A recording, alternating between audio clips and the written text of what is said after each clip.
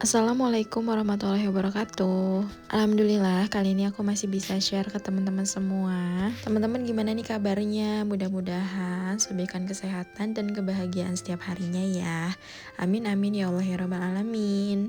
Nah teman-teman, di video kali ini aku mau sedikit room tour rumah kontrakan karena ada beberapa dari teman-teman yang request pengen sekali-kali room tour gitu. Dan aku mau sedikit spill biaya renovasi dan cerita gimana awalnya aku ngontrak di sini.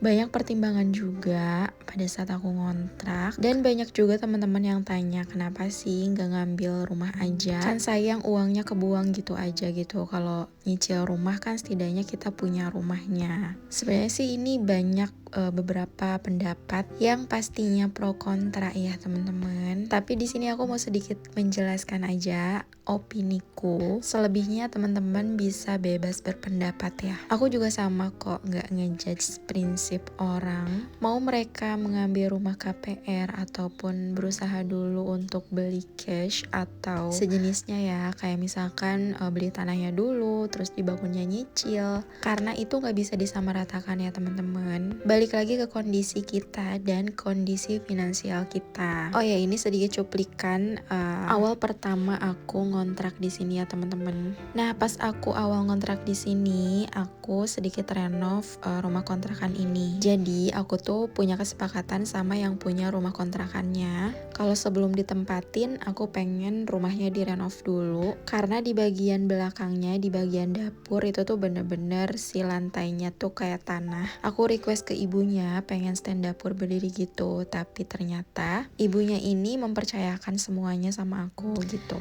Ya udah, nggak apa-apa katanya. Kalau misalkan mau direnovasi, ibu serahin semuanya sama Eneng gitu. Nah nanti untuk biayanya diakumulasikan, terus nanti dipotong untuk biaya kontraknya. Nah akhirnya aku renovasi semuanya. Awalnya aku ngerenovasi belakang yang dapur itu sama ganti cat ya. Nah kemarin tuh kan catnya warna hijau, terus aku ubah ulang catnya jadi warna putih kayak gini. Nah ini buat kondisi dapur yang pertama kali aku renovasi seperti ini ya teman-teman. Nah aku mau sedikit kasih cuplikan video. Ini tampilan dapur yang belum direnovasi ya teman-teman. Nah jadi ini tuh belum dikeramik sama sekali dan belum ada tempat buat masak dan cuci piringnya gitu. Nah renovasi pertama ini aku pasang keramik dan ada tempat buat cuci piring dan masak. Nah aku renovasi semua ini, budgetnya sekitar 6-7 jutaan. Itu udah termasuk keramik ya, keramik, terus plester dinding setengah itu, plus tempat cuci piring dan masak. Nah terus untuk cat itu aku habis 500 ribuan. Nah sisanya 500 ribu itu untuk plester halaman depan ya. Jadi kan asalnya di halaman itu kayak taman gitu, tanah cuman nggak keurus ya. Nah biar rapi aja, jadi si tamannya itu aku tembok gitu ya teman-teman. Nanti ada cuplikan videonya. Nah ini dapur yang after renovasi dan makeover pertama ya. Nah teman-teman kalau belum nonton boleh nonton dulu makeover aku yang pertama buat dapur ini. Karena sekarang udah makeover yang kedua juga. Nah ini untuk musolanya juga aku masih pakai karpet yang biasa aja yang tipis. Nah ini makeover yang kedua, warna catnya aku ubah jadi kayak gini ya teman-teman. Jadi ada nuansa coklat krem gitu.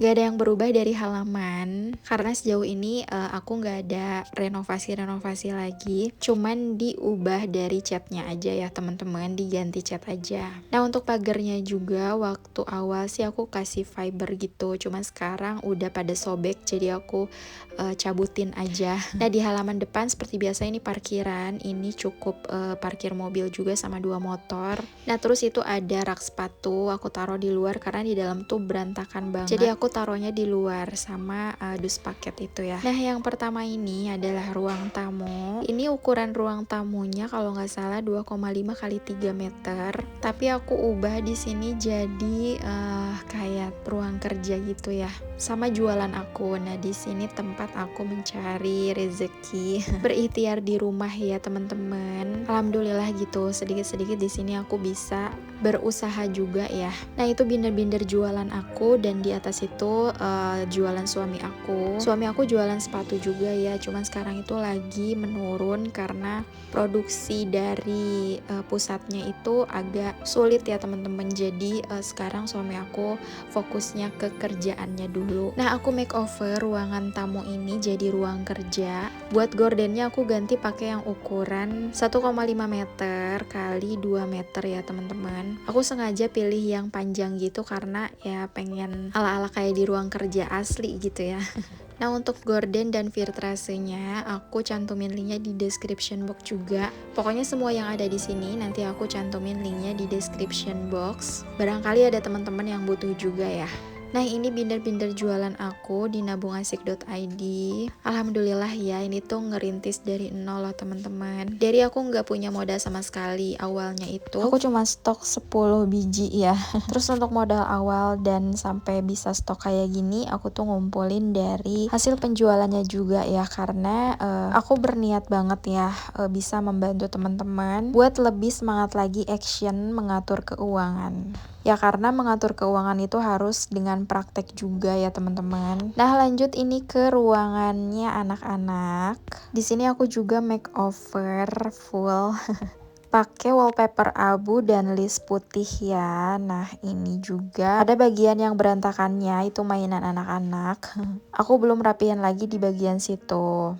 Nah buat ruangan ini tuh sengaja ya aku bikin kayak untuk ruang TV, ruang bermain, sekaligus ruang untuk tidurnya anak-anak. Di sini ada TV juga, terus ada tempat buku, tempat mainnya anak-anak, terus ada meja kecil juga. Di situ aku taruh buat simpan-simpan makanan. Kalau nggak itu dipakai juga buat makan bareng. Karena kita nggak punya meja makan, jadi kita makannya lesehan. Nah itu ada printer juga, itu untuk operasional jualan aku. Ada mainannya Kakak Zea juga, rumah-rumahan. Terus ini mainannya Alzain, mainan Lego yang Legonya udah nggak tahu pada kemana, tapi mejanya masih ada.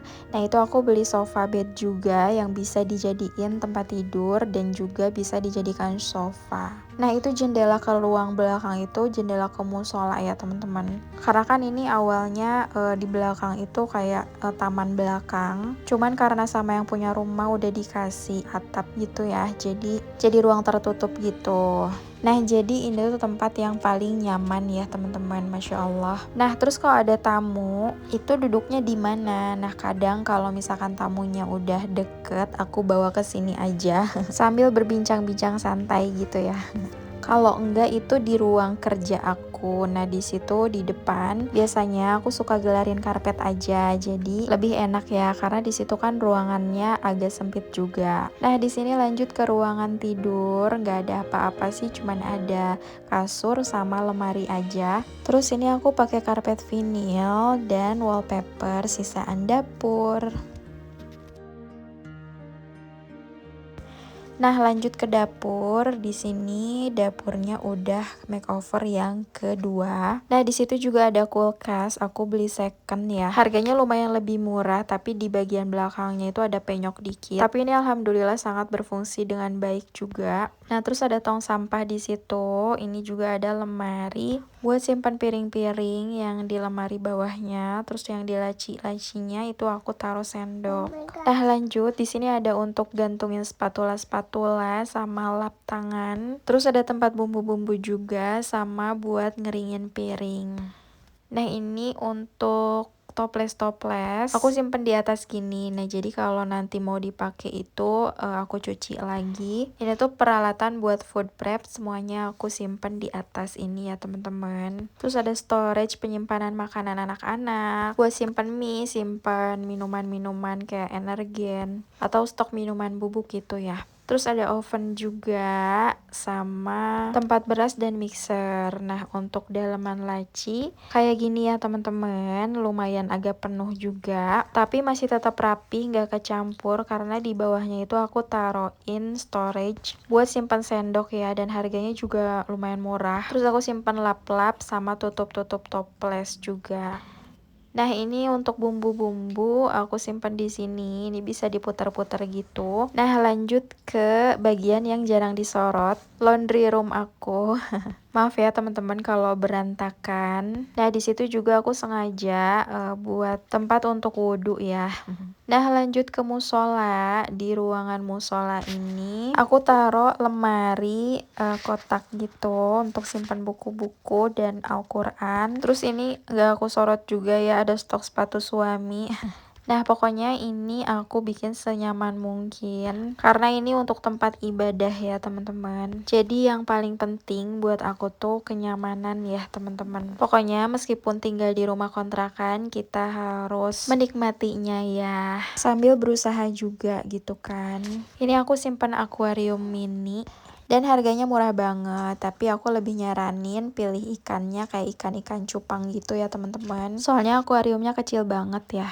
Nah, itu dia sedikit room tour dari aku. Di sini juga aku mau sedikit sharing. Awal pertama aku ngontrak ya. Jadi awal pertama aku ngontrak di sini tuh waktu pas hamil Zain. Jadi aku langsung pindah, memutuskan untuk ke kontrakan yang lebih besar. Nah, alhamdulillah temennya suami aku nyaranin ada kontrakan di deket rumahnya yang harganya lumayan murah gitu. Dan ternyata pas di cross check, alhamdulillah cocok. Jadi kita langsung deal-dealan sama yang punya kontrakan. Mungkin sebagian dari rezeki lagi, yang punya kontrakan itu benar-benar baik, gak pernah rewel atau segala macam. Yang penting rumahnya dijaga dan dirawat. Insya Allah sama-sama enak gitu. Nah, untuk kontrakannya sendiri di harga 9 juta 1 tahun ya teman-teman. Dan ini tuh nggak instan karena banyak proses yang dilalui gitu, melalui kesepakatan aku sama yang punya kontrakan juga. Nah, terus aku mau jawab pertanyaan dari teman-teman, kenapa sih nggak ngambil rumah aja? Apa nggak pengen punya rumah sendiri? Jawabannya jelas pengen ya teman-teman. Siapa sih yang nggak pengen punya rumah sendiri? Cuman ya mungkin belum waktunya aja. Karena yang tahu waktu terbaik itu Allah ya. Kita serahkan aja semuanya sama Allah. Di sini kita cuman bisa berikhtiar aja semampu kita dan berusaha untuk mencari ridhonya Allah juga. Sebenarnya dulu kita sempat mau ngambil rumah KPR syariah yang langsung ke developer gitu ya. Tapi di sini kita harus cermat dan teliti karena ada beberapa juga kasus penipuan-penipuan kayak gitu. Nah, kemarin itu kita sempat booking fee juga dan qadarullah mungkin belum saatnya juga aku berubah pikiran saat itu juga karena aku belum mampu ya untuk bayar cicilannya yang lumayan besar gitu. Kita lihat kondisi realitas saat ini gitu karena kan penghasilan dari aku tuh nggak tetap ya teman-teman. Nah, jadi aku ngumpulin dulu aja sesuai dengan kemampuan aku dan suami ya. Karena kebetulan prinsip aku dan suami itu sama. Jadi kita enjoy aja buat menjalaninya. Nah, gini ya, ini tuh tampilan sebelum makeover dan ini makeover yang kedua. Ini afternya kayak gini. Aku pakai cat warna putih. Nah, kelemahan cat warna putih itu kitanya harus aktif ya karena cepet kotor. Nah, jadi selang dari situ aku ganti lagi catnya jadi warna kayak gini ya teman-teman. Ini tuh kayak warna coklat tapi coklat ke krem gitu. Ini aku pakai cat Kilux ya, lumayan awet juga dan tahan lama. Nanti aku cantumin linknya di description box juga. Nah, teman-teman bisa lihat ini perbedaannya ya, yang dulu sama yang sekarang, before dan afternya, biar teman-teman ada bayangan juga ya. Nah, di sini aku mau bahas budget makeovernya. Makeover itu meliputi karpet vinil dan wallpaper. Nah, buat satu kotak ini aku habis 3,5 meter, itu masih ada sisa. Aku pakein di kamar. Harga setengah meternya itu 25.000. Nah, buat wallpapernya aku habis 1,5 roll. Satu rollnya itu 30.000. Jadi kurang lebih 60.000 lah buat satu dinding aja ya teman-teman. Nah, buat di kamar anak ini aku pakai sisaan karpet vinil yang ada di ruang tamu. Kalau untuk wallpapernya di sini aku habis antara 3 sampai 4 roll. Satu rollnya tuh 35.000 plus list yang putih. Aku beli kalau nggak salah 3 meteran waktu itu. Jadi totalnya kurang lebih 170.000. Nah, kenapa sih harus di wallpaper dan di makeover kayak gini? Karena ini emang buat kebutuhan juga ya teman-teman, kebutuhan konten dan juga kenyamanan buat keluarga, khususnya buat anak-anak juga biar tetap betah di rumah. Terus juga sebelum makeover kayak gini kita harus komunikasi dulu sama yang punya kontrakan apakah membolehkan atau tidak ya teman-teman. Dan usahakan nanti kalau mau pindah kita bersihin dan rapiin lagi kontrakannya. Nah, ini rincian makeover dapur dan musola. Dan ini totalnya. Nah, segitu dulu video dari aku. Mudah-mudahan bermanfaat buat teman-teman semua. Jangan lupa di like, comment, subscribe. Wassalamualaikum warahmatullahi wabarakatuh. Dadah guys.